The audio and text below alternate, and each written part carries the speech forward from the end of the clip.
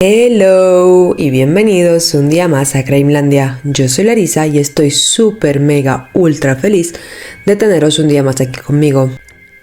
Una madre, 5 hijos, un baño que se convirtió en el escenario de una tragedia imposible de olvidar. Hoy en Crimelandia te traigo un caso que sacudió a Estados Unidos. Esta es la historia de Andrea Yates. Locura, fanatismo religioso, negligencia médica, lo vamos a descubrir en este episodio. Así que, comenzamos. Bien, antes de comenzar, pues ya sabéis como siempre que os hago mi breve inciso de sígueme, dale like, comenta, bla bla bla bla bla bla. Gracias también a todos los que me seguís ya, que somos 230 seguidores, que para mí eso, yo sé que para el resto de la humanidad eso es una caquita, pero para mí es un montón con el trabajo que cuesta subir aquí de seguidores, así que muchísimas gracias a todos. Y nada, que la semana pasada no pude subir vídeo porque he estado fatal de la alergia. Como bien veis, todavía estoy mal, tengo los ojos súper rojos, la voz tocada, tengo la nariz entaponada, vamos, fatal. Aquí es que yo soy alérgica al polen del olivo y es que ahora está en su pompa, o sea, horrible. En fin, que nada, que intentaré ser más puntual con los vídeos, ¿vale? Que toda la semana tengáis uno, espero que la alergia me deje y el tiempo también, porque esa es otra, que tengo poco tiempo para hacer vídeos largos, pero lo intento e intento que sean lo más chulos posible, así como lo más interesantes posible. Así que nada, no me enrollo más y comenzamos, que este caso tiene telita.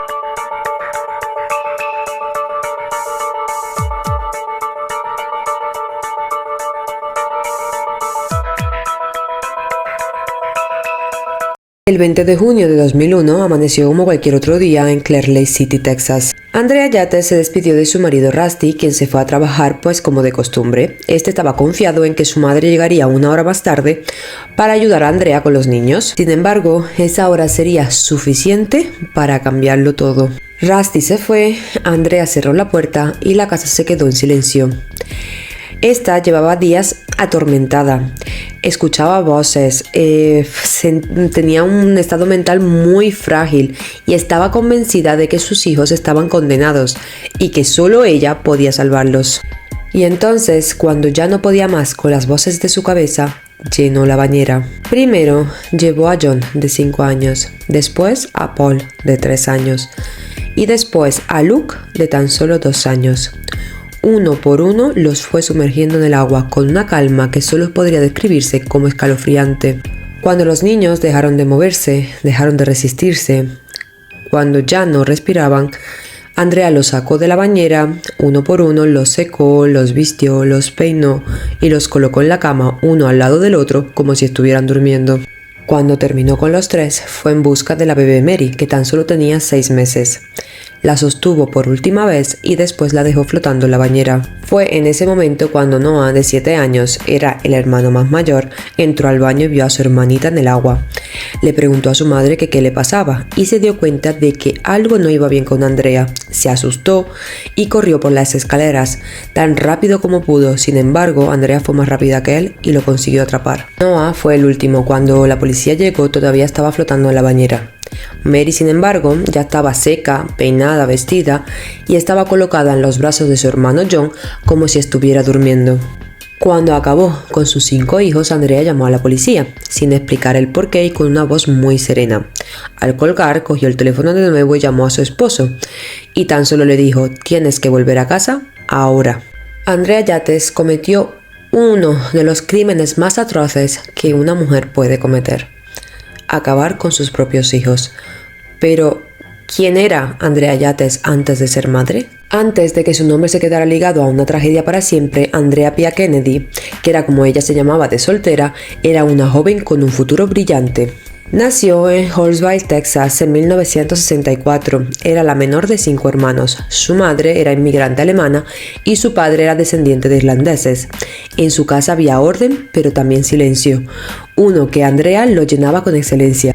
En la secundaria fue la mejor estudiante de su clase, también fue capitana del equipo de natación. Todos veían en ella a alguien disciplinado, enfocado, capaz de lograr todo aquello que se propusiera.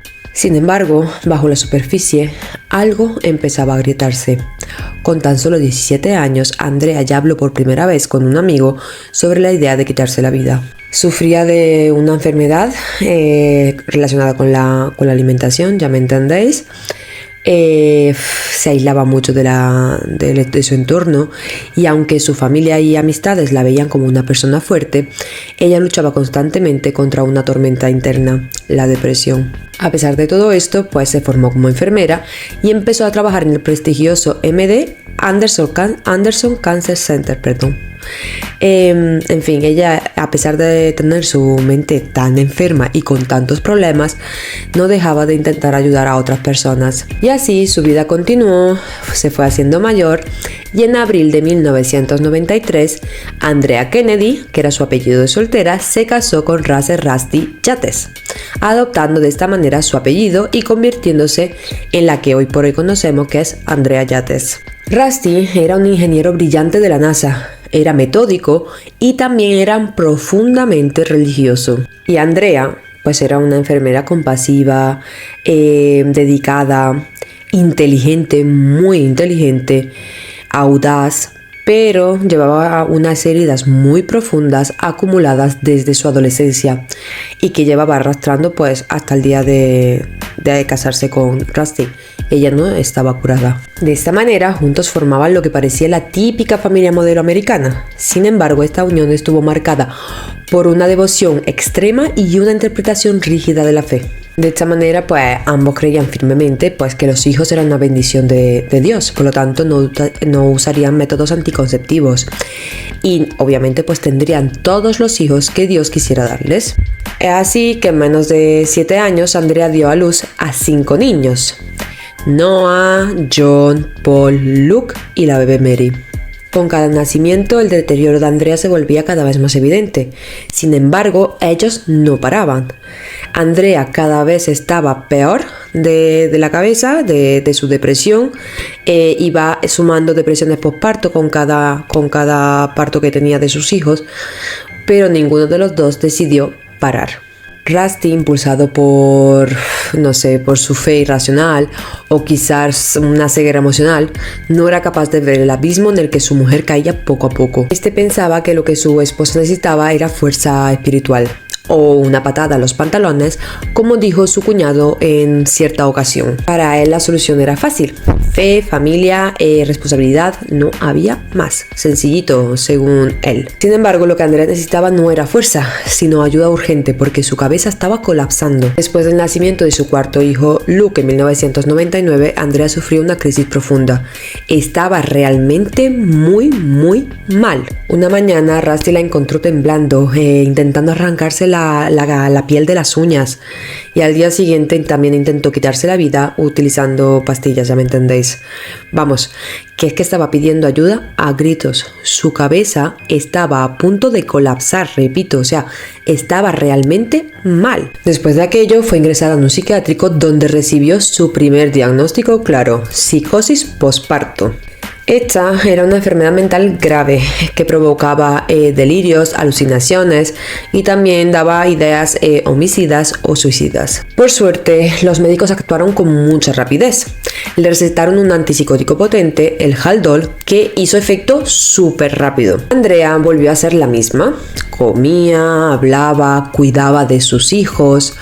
Pero esa estabilidad o esa normalidad era frágil, era una ilusión, dependía de esa medicación. La psiquiatra que la trató, la doctora Eileen Starbranch, fue súper clara. Si vuelve a quedar embarazada, podría sufrir otra crisis, y en esta ocasión sería mucho peor. Sin embargo, ¿qué creéis que ocurrió? Pues mira, cuando le dio la primera crisis, ella iba por el nacimiento del cuarto hijo, y recordemos que tuvo 5, es decir, que nadie escuchó la recomendación de esta prestigiosa psiquiatra. Esta doctora lo escribió en su informe, lo dijo en voz alta, por activa y por pasiva, pero a estas dos seres, y los familiares también, pues decidieron no escucharla. Y no hacerle caso porque pensaban que no era para tanto. Y de esta manera, tan solo 7 semanas después de que le dieran el alta del psiquiátrico, Andrea estaba embarazada de nuevo de su 5º hijo. Rusty solo dijo que Dios no se equivoca. Ella, que también era bastante sumisa, aunque no lo entiendo porque tenía una inteligencia envidiable, vamos, pero le hacía caso a su marido. Aceptó, aunque por dentro sabía que algo muy malo podía ocurrir. Su medicación para la psicosis, el Haldol, era incompatible con el embarazo. Tenía que proteger a su feto y por lo tanto dejó de tomarlo. Y así en el año 2000 nació su única hija, Mary. Era hermosa, frágil, delicada, olía rico. Un bebé que todo el mundo quisiera tener. A pesar de haber dejado la medicación, al principio Andrea parecía estar bien. Seguía cuidando a su bebé y a su otro hijo, estaba contenta, feliz, en fin. Pero su mundo se derrumbó por completo en marzo del 2001 cuando su padre falleció. Este era su mayor apoyo emocional, era su ancla, y con la muerte de este, también se murió lo único que la mantenía en pie. Fue en una de esas horas cuando ocurrió lo impensable, y fue en ese momento cuando el rostro de Andrea Yates quedó marcado para siempre, como una madre rota, una esposa desatendida y un sistema que no supo escuchar. En los días siguientes a la muerte de su padre, Andrea desapareció dentro de sí misma. Dejó de comer, dejó de hablar, de cuidarse, de cuidar a sus hijos, de cuidar a su hija Mary, que tan solo tenía unos pocos meses de vida. Se sumió en un estado casi catatónico. No lloraba, no gritaba, no reaccionaba, no pedía ayuda.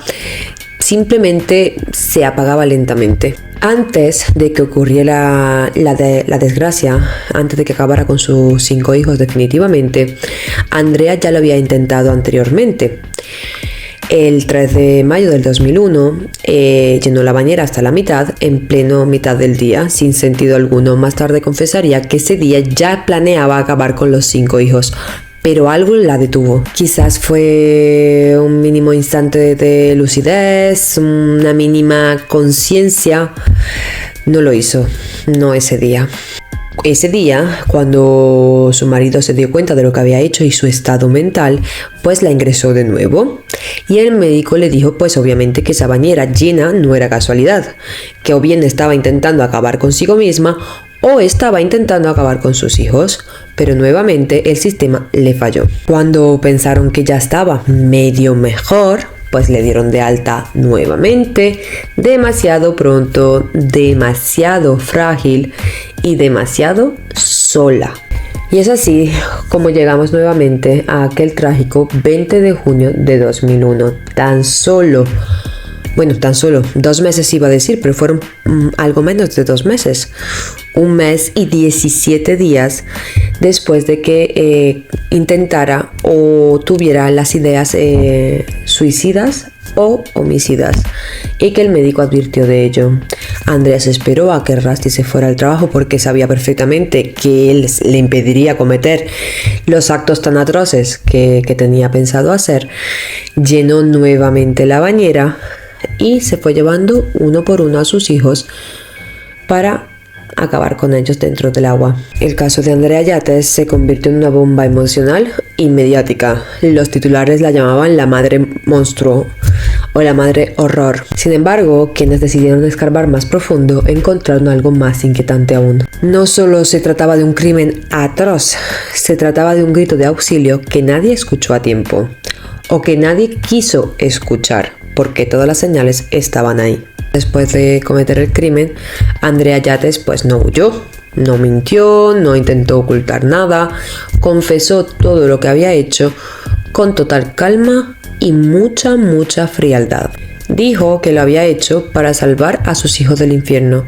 Ella estaba segura de que sus hijos estaban condenados al infierno y que ella era la única que podía salvarlos, acabando con su vida. Cuando llegó la policía, la arrestó de inmediato y se le acusó de asesinato capital. La fiscalía, liderada por Chuck Rosenthal, no dudó en pedir la pena máxima, la muerte. Todos querían que pagara con su vida lo que había hecho.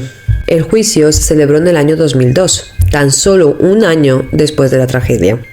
Andrea fue defendida por su abogado, que se llamaba George Barnham, quien sostuvo que su clienta no era una asesina, sino que era una mujer mentalmente enferma, gravemente perturbada, que no sabía lo que estaba haciendo. Los psiquiatras de la defensa también coincidían con el abogado. Andrea sufría una psicosis posparto tan severa que era incapaz de distinguir entre el bien y el mal.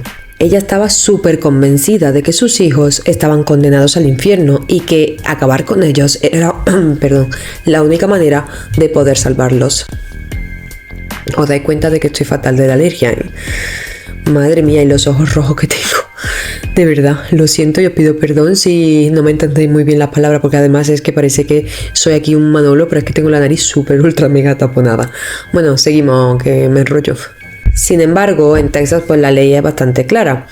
Para declarar a alguien no culpable por razón de locura, se debe demostrar que el que cometió los actos los hizo sin tener conocimiento de que lo que hacía estaba mal. Pero bueno, si estaba con un diagnóstico de psicosis posparto, entendemos, y que eso le hace no distinguir entre el bien y el mal, bueno, pues no. Es eso, ¿no? Exactamente, ¿no? El jurado estaba conmocionado, pero fue implacable. Se le condenó por asesinato capital. Sin embargo, rechazaron la pena de muerte. La condena fue cadena perpetua con posibilidad de condicional después de 40 años. Y con este veredicto se cierra el caso, ¿no? Aún así, faltaba un giro súper importante que estaba a punto de llegar. En 2005, la Corte de Apelaciones de Texas anuló la condena. ¿La razón?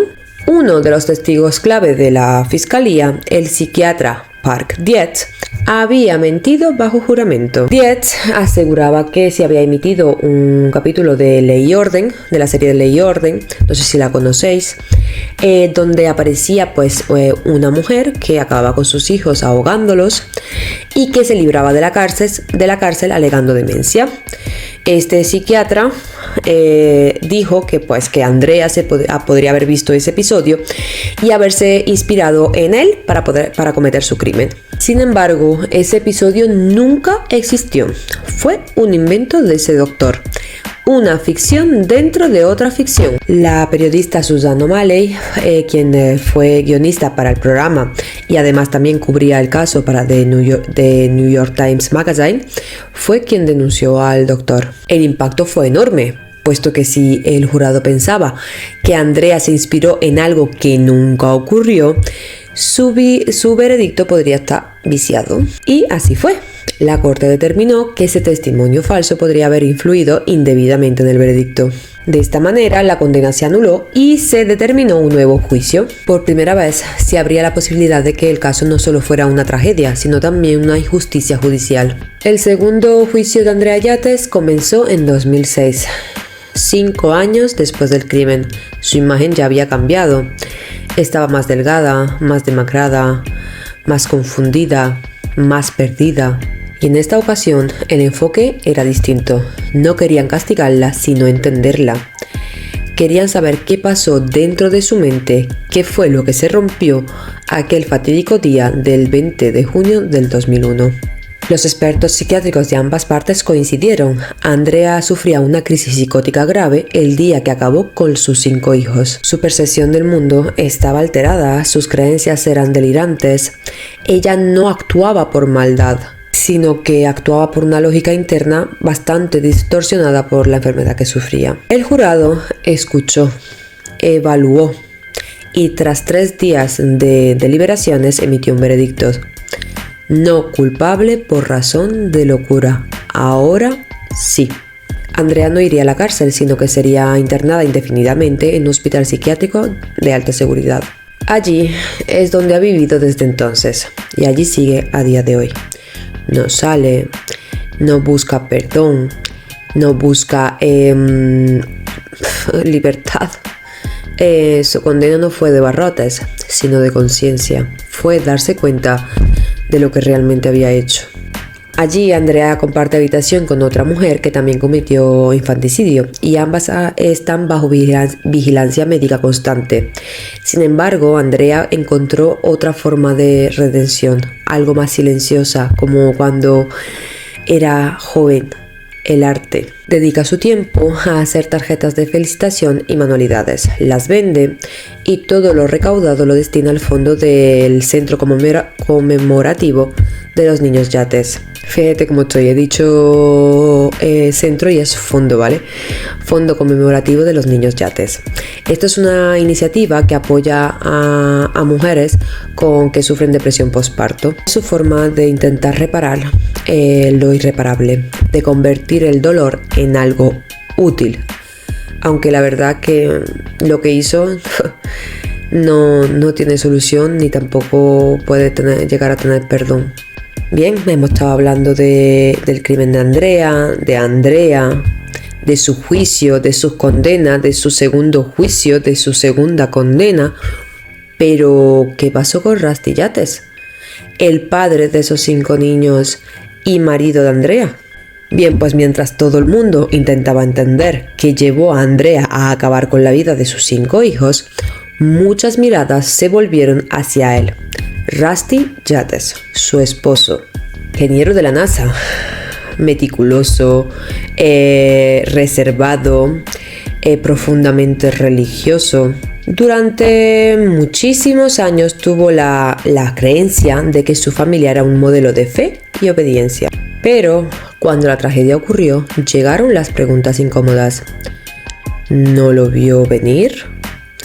¿No fue consciente? Ignoró las advertencias, fue cómplice silencioso del colapso de su esposa. La semana previa al crimen, Rusty decidió dejar a su esposa pues una hora por la mañana y otra hora por la tarde sola con los niños porque no quería que ella dependiera ni de él ni de su madre para cuidarlos.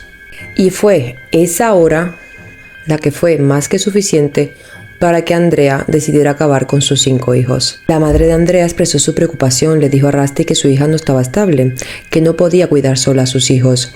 Sin embargo, él no la escuchó. Según su testimonio, dijo que no sabía que Andrea estaba psicótica.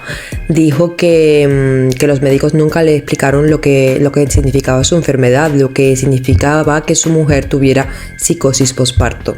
Pero eso no era del todo cierto, porque Andrea, antes de concebir a Mary, ya le dijo que no quería tener relaciones, que temía hacerle daño a sus hijos si tenía una recaída. Sin embargo, Rusty la convenció, le habló de Dios, de la maternidad como una misión divina, de que con la ayuda de Dios ella podía con todo, y finalmente pues accedió. Y así fue como terminamos con un trágico desenlace de esta historia. En 2005, Rusty se divorció, tan solo 4 años después de la tragedia. En 2006, tan solo un año más tarde de divorciarse de Andrea, se volvió a casar con otra mujer, Laura Arnold. Con esta tuvo otro hijo. Sin embargo, en 2015 también se divorciaron. La tragedia lo siguió para siempre. Durante años, Rusty sostuvo que fue la comunidad médica quien le falló, que deberían haber hecho más. Y si le hubieran dicho con claridad lo que le ocurría a su mujer, nunca hubieran tenido más hijos. Sin embargo, fue él quien la empujó a seguir adelante, quien convenció a Andrea a tener más hijos, a creer en Dios, en que Dios lo podía con todo y que la salvaría. Y fue de esta manera como llegamos al final de sus 5 hijos y de la vida de Andrea. Esta mujer tan solo necesitaba ser escuchada, atendida, protegida. No empujarla a obedecer y a creer en una maternidad como algo divino, como un proyecto que tienen que hacer para ser los fieles de Dios. Solo necesitaba ayuda de su esposo, de la comunidad médica también, por supuesto, de su familia. No que al final pues la dejaron sola, no tuvieron en cuenta la enfermedad mental tan grave que sufría. Por otra parte, también tenemos en esta historia la influencia de un predicador callejero. Este predicador itinerante se llamaba Michael Warniecki y su mensaje era claro. La salvación solo era posible si se vivía una vida sin errores, sin pecado y sobre todo estricta. Los psiquiatras descubrieron que, como he dicho antes, pues que Andrea estaba convencida de que sus hijos pues estaban poseídos por Satanás y que la única manera de salvarlos era acabando con ellos para así liberarlos del tormento eterno. Y a ese delirio y a esas creencias que le estaban siendo inculcadas se le sumaba otro factor, La medicación. Andrea estaba siendo tratada con Effexor, un antidepresivo potente cuya etiqueta advertía incluso en 2005 sobre un posible efecto secundario, la idea homicida. Pues bien, de este antidepresivo que tenía ese efecto secundario, ella estaba tomando el doble de la dosis recomendada, 450 gramos diarios. También le habían retirado el psicótico que sí que funcionaba, el Haldol, a solo unas semanas antes de cometer los crímenes. Rusty y su familia sostuvieron que Andrea fue víctima de una mala praxis médica, que la combinación letal de antidepresivos y la eliminación del Haldol provocaron un brote psicótico que le llevó a Andrea a cometer los crímenes, a acabar con la vida de sus 5 hijos. Sin embargo, otros psiquiatras discreparon, dijeron que no era la medicación sino la falta de ella, que el haberle quitado el Haldol fue lo que hizo que la psicosis se disparara. Y con todo esto nos hacemos 3 preguntas. ¿Fue Andrea víctima de negligencia médica? ¿Fue víctima de adoctrinamiento religioso? ¿O simplemente fue alguien sin escrúpulos capaz de acabar con sus 5 hijos sin miramientos? El caso de Andrea Yates no es solo la historia de un crimen, es una advertencia. Es una llamada de atención de una enfermedad que no se ve, pero que grita por dentro. Nos recuerda que el sistema no siempre escucha a tiempo y que cuando falla, pueden costar vidas. Su historia quedó marcada en los libros de derecho, en los debates psiquiátricos y en la memoria colectiva, pero sobre todo en las preguntas que aún nos seguimos haciendo. ¿Crees que Andrea fue culpable, que era consciente de sus actos, o que fue víctima de una enfermedad que la consumió por dentro? ¿Qué responsabilidad tuvieron los médicos que no insistieron lo suficiente en su internación? ¿Y Rusty? ¿Fue solo un esposo ingenuo o alguien que prefirió la fe a la ciencia? ¿Se hubiera podido evitar todo esto si simplemente alguien hubiera escuchado mejor? Hoy Andrea Yates sigue en ese hospital psiquiátrico. No ha pedido la libertad, no ha reconstruido su vida, sino que se dedica a hacer tarjetas para intentar ayudar a otras madres. Como si con cada trazo, con cada dibujo, con cada tarjeta, intentara abrazar nuevamente todo aquello que ella misma eliminó. Si este caso te hizo pensar, si estas preguntas te removieron por dentro, suscríbete a Crimelandia y déjame tu opinión en los comentarios. Perdonadme nuevamente por mi voz de orco, por trabarme, porque es verdad que no puedo respirar, ¿vale? Y nada, gracias por ver mi vídeo nuevamente. No olvides darle like, suscribirte, compartir todas las chorradas que os digo siempre. Y nos vemos en el próximo episodio. Besitos.